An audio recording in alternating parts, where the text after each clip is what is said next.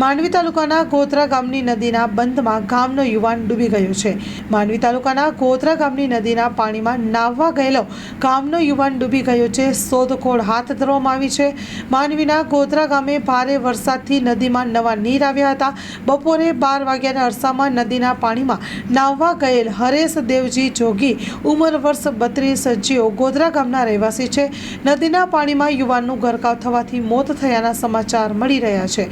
ગોધરા ગ્રામ પંચાયતના સરપંચ વર્ષાબેન કનડ, ઉપસરપંચ મોહન ગોર, તલાટી શરદભાઈ, ગુલામ હુસેન સિદ્દી અને યુવાનના પરિવારજનો સહિત ઘટના સ્થળે દોડી આવ્યા હતા। રેસ્ક્યુ કરીને યુવાનની નદીના પાણીમાં શોધખોળ હાથ ધરી હતી। પોલીસની ટીમ પણ ઘટના સ્થળે તપાસ માટે રવાના થઈ હોવાના સમાચાર મળી રહ્યા હતા।